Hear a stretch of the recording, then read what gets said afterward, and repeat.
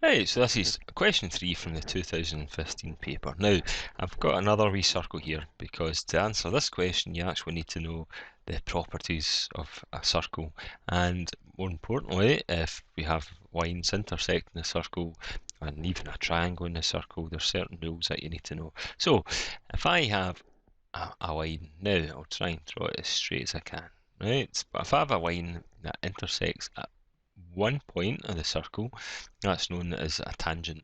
Okay, so that's called a tangent. Now, any tangent has, if you actually draw a line from the centre of the circle to meet the tangent, okay, which is essentially the radius, it always meets at right angles. Okay, so that's one rule that you have to think. So if you have a tangent in any direction, okay, so here's another one.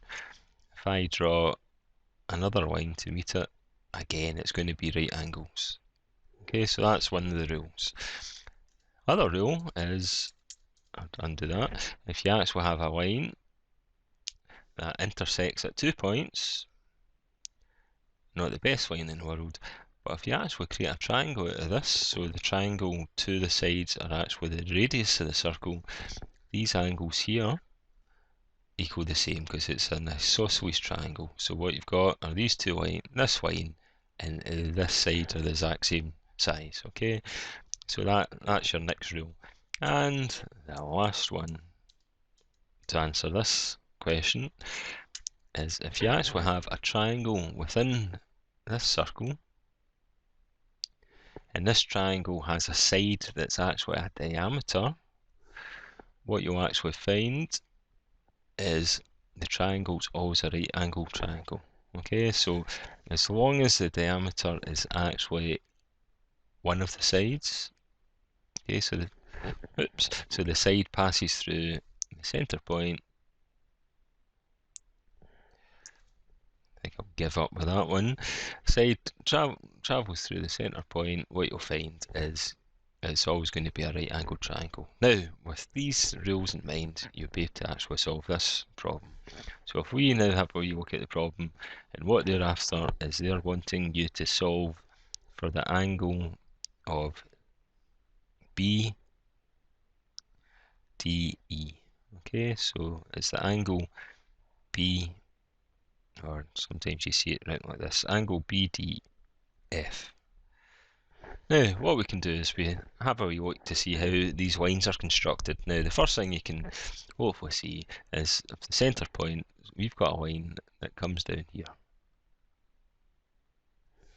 And it meets a line that's just intersecting the circle, or just touching the circle at one point, which means it's a tangent. So we will actually know that these two angles are right angles. Now, if we have a wee look at this right angle, what we've got here is we've got a right angle, and we've got 77 degrees for this angle. So what actually this means is this angle here, I'll just colour it in red, that angle there is actually 90 minus 77, okay, because 77 plus this angle has to equal the 90. So what we can then say is the angle, we'll just call it OBD. Okay, so we'll just call that angle OBD. That actually equals 90 minus 70, right? So we can say down here, as we'll say the angle OBD equals 90 minus, the 77, and that gives you 13 degrees. So that's using the property of a tangent. We also can see here that since this is the centre of the circle, we've got a triangle here, and the triangle, two of the sides is actually made up by the radius, and we know from the other rule that that means these two angles are the same. So this angle is the same as the angle we've just worked out. So that angle must be 13 as well. So we can say here that this angle, and we'll call that ODB. Okay, so the angle ODB also equals 13 degrees. Right, so this also equals 13.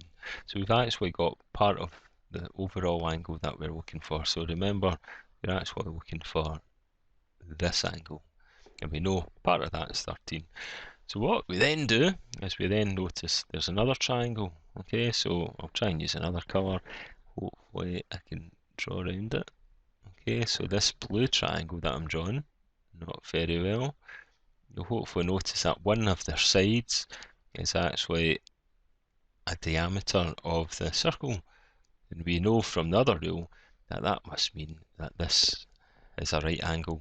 So what we've now got is we know this is 90 degrees, we know this is 64 degrees, so we can then calculate what this angle is. So what we can say is this angle of EDF,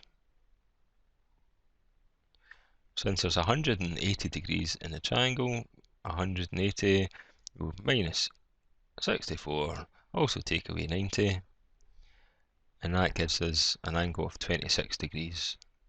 So we now know this angle of 26 degrees, right? So this is